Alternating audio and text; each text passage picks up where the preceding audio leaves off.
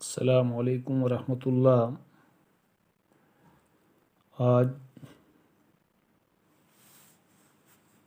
ہمارا موضوع ہے نعت۔ نعت کے لغوی معنی مدح، ثناء اور تعریف کے ہیں۔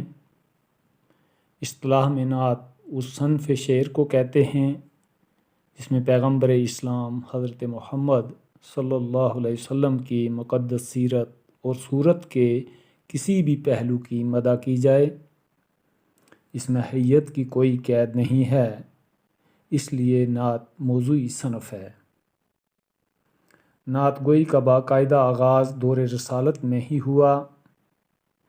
دربار نبوی صلی اللہ علیہ وسلم کے شاعر حضرت حسان بن ثابت رضی اللہ عنہ نے حضور صلی اللہ علیہ وسلم کے روبرو بارہا نعتیہ اور مدیحہ اشعار پیش کر کے داد و تحسین حاصل کی۔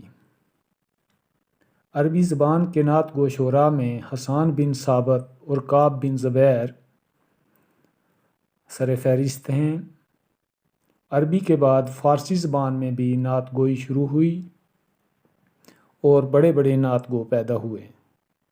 مثنوی نگاروں نے مثنویوں میں باقاعدہ طور حمد کے بعد نعت لکھنے کو رواج دیا۔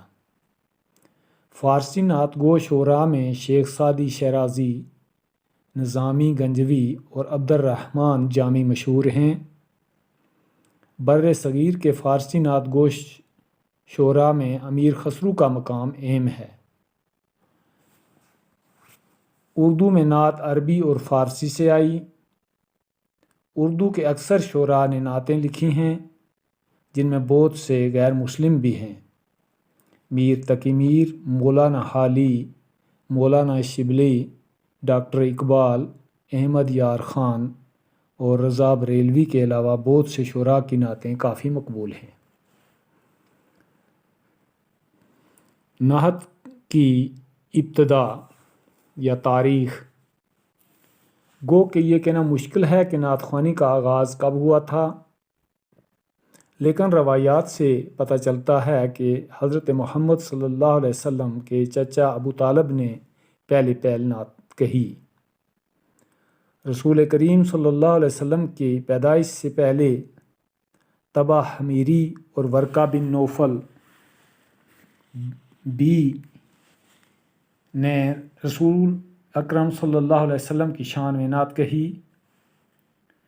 اردو کے مشہور نعت گو شاعر فصیح الدین سہروردی کے مطابق اولین نعت گو شعراء میں حضرت محمد صلی اللہ علیہ وسلم کے چچا ابو طالب اور اصحاب میں حسان بن ثابت رضی اللہ تعالیٰ عنہ پہلے نعت گو شاعر اور نعت خواں تھے۔ اسی بنا پر انہیں شاعر دربار رسالت صلی اللہ علیہ وسلم بھی کہا جاتا ہے۔ اس کے علاوہ کعب بن زبیر رضی اللہ تعالیٰ عنہ اور عبداللہ بن رہوہ رضی اللہ تعالیٰ عنہ نے ترنم سے نعتیں پڑھیں۔ حضور نبی کریم صلی اللہ علیہ وسلم نے خود کی کئی مرتبہ حسان بن ثابت رضی اللہ تعالیٰ عنہ سے نعت سماعت فرمائی۔ حسان بن ثابت رضی اللہ تعالیٰ عنہ کے علاوہ بھی ایک طویل فہرست ہے ان صحابہ اکرام کی کہ جنہوں نے حضور پاک صلی اللہ علیہ وسلم کی نعتیں لکھیں اور پڑھیں۔ جب حضور پاک صلی اللہ علیہ وسلم مکے سے ہجرت فرما کر مدینے تشریف لائے تو آپ کے استقبال میں انصار کی بچیوں نے دف پر نعتیں پڑھیں۔